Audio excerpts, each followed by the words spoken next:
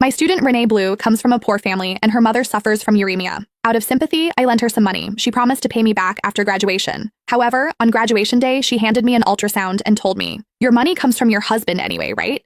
I'm pregnant with your husband's baby, so I won't be paying you back. Also, you should step aside." I was in shock because my husband had been dead for 7 years. It wasn't until I saw Renee with my driver that I understood how she got pregnant. On graduation day, I went to congratulate my students as their lecturer. I also planned to ask Renee for the $20,000 I had lent her for school and medical expenses. But when I saw her, before I even said anything, she gave me a look of contempt and said, "Candace, go get your car and take me home." I was a bit stunned. "What did you say?" Renee scoffed, pulled out an ultrasound report, and handed it to me. Confused, I took the document. It said early pregnancy, about 10 weeks along. I was speechless. What were these college students thinking? They think they could treat their lecturer like a chauffeur just because they were pregnant? Why was she acting so entitled? "Renee Blue, your pregnancy has nothing to do with me. Why should I take you home?" Her bestie, Fiona, immediately chimed in. "How can you say that, Ms. Jonah? Renee has difficulty moving around because she's pregnant. If it weren't because your car is nice, comfortable, and safe, we wouldn't even want to ask you." What kind of nonsense is that? What does it matter how nice my car is? Who are you to demand anything from me? I was beyond words and wanted to leave, but Renee blocked my way, arms crossed.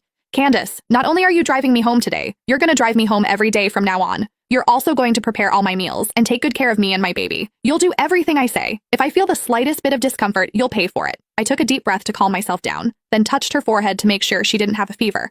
I couldn't help but remark, "If your brain is fried, you should go see a doctor. You're just pregnant, not giving birth to a goddess. Why should I serve you? Your comfort or discomfort has nothing to do with me. You're insane." Fiona and Renee exchanged glances, both looking smug.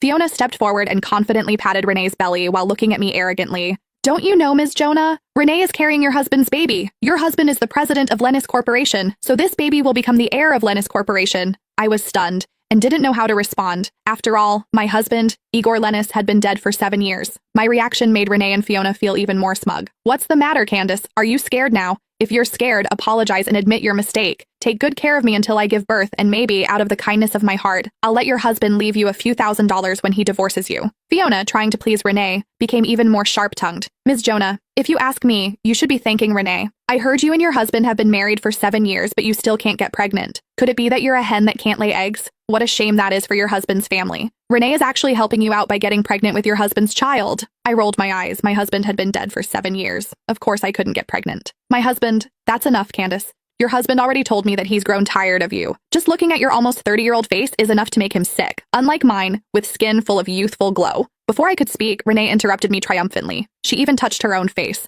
full of vanity. "You must be mistaken. Oh, right, Candace. As for the money I owe you, forget about it. We all know it's your husband's money anyway.